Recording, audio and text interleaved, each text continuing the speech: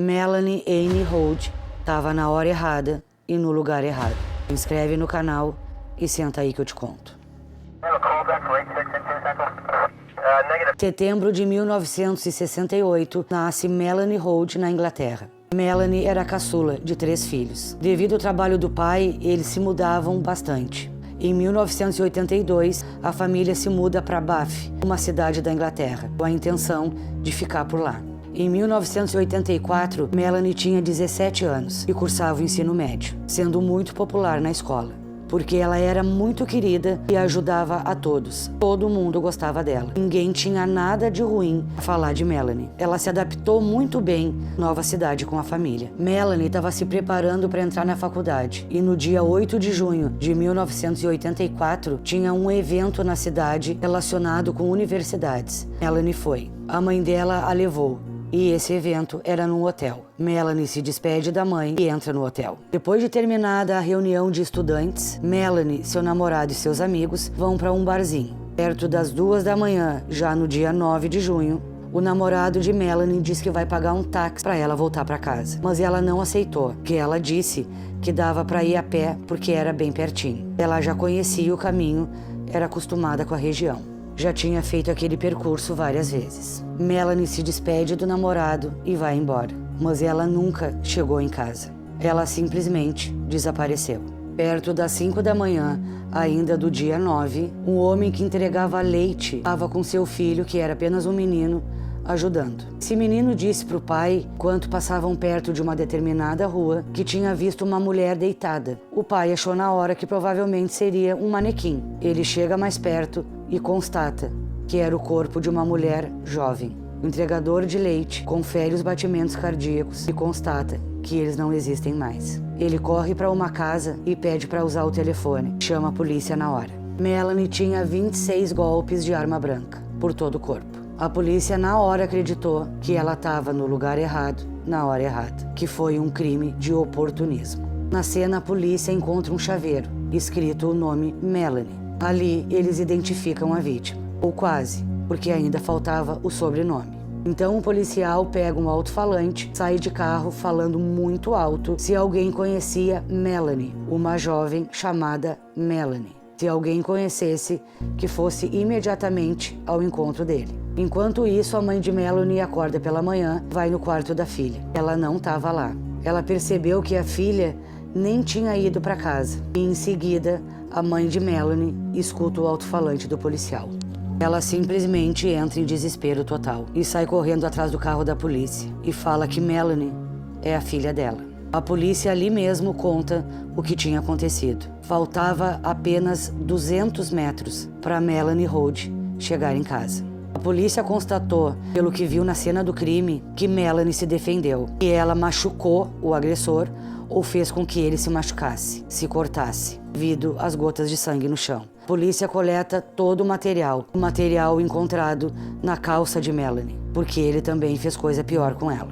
Tudo é mandado para o laboratório forense e é constatado que tinha 2 tipos sanguíneos, um da vítima e outro de um homem, o autor do crime. A polícia compara o sangue masculino coletado com 70 homens, supostamente suspeitos, com antecedentes. Os testes não chegaram a nenhum lugar. Naquela época, em 1984, os testes de DNA eram rasos, não é como hoje. Mas felizmente a polícia guardou todo o material coletado na cena. E depois de uma incessante investigação e procura, não foi encontrado nenhuma pista sobre o paradeiro do autor.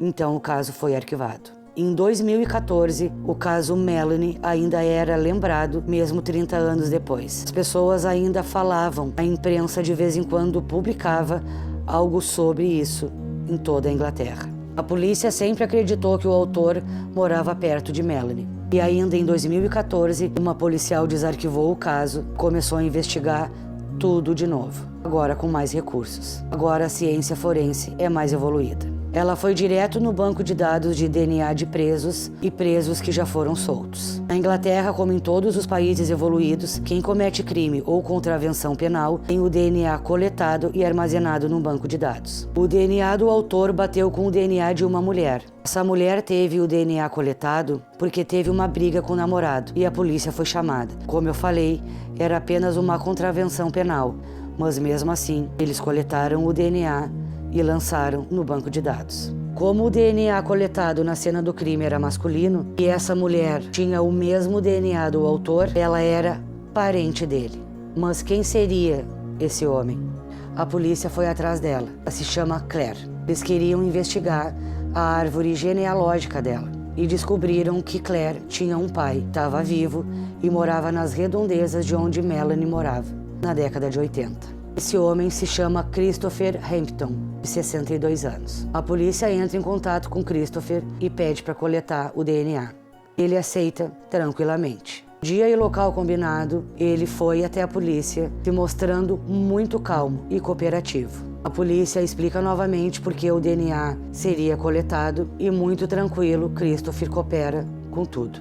Tanto que a polícia acreditou que ele não seria culpado. A tranquilidade dele fazia com que os policiais pensassem que ele não era o autor. A polícia compara o DNA de Christopher com o DNA da cena do crime. Bateu. Christopher era o autor. Acharam, depois de 30 anos, o culpado. Tudo começou quando Christopher tinha 17 anos. Ele se casou com a mãe de Claire porque ela estava grávida. Christopher sempre teve uma vida normal e sua família e amigos disseram que ele sempre foi calmo e nunca tinha feito nada errado. Ou seja, a vida pregressa dele era impecável. Christopher e a esposa tiveram mais 2 filhos. Depois de algum tempo, se separaram. Christopher começou, depois do divórcio, a namorar outra moça. Morava perto de Melanie. Estava com 32 anos na época. Ele trabalhava numa empresa de decoração e era pintor. Mas no dia que Melanie saiu sozinha, à noite, Christopher também passava pela rua.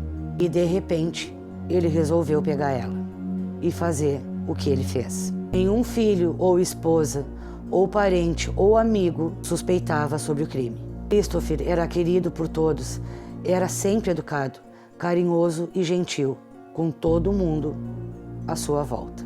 Com o resultado do teste de DNA nas mãos, que provava a autoria de Christopher, a polícia foi atrás dele e o prendeu. A nova esposa de Christopher acreditava ser um engano e que logo o marido estaria em casa. Dia 3 de junho de 2015, Christopher foi preso e se declarou inocente. A esposa acreditava nele. Dia do julgamento, em 2016, Christopher resolve se declarar culpado.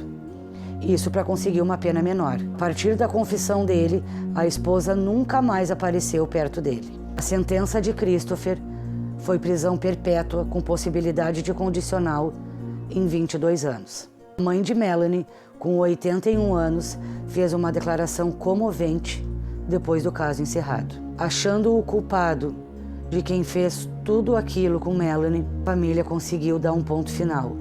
Mas isso não acaba com o sofrimento deles. É apenas uma questão de justiça. Deixe nos comentários o que vocês acham. Por que ele fez isso? Por que de repente ele pegou Melanie? Por que do nada ele teve essa vontade? Será que ele já fez coisas parecidas antes e a polícia não sabe? Será que ele sempre foi um predador? A polícia não sabe que existem outras vítimas? Se inscreve no canal e até o próximo vídeo.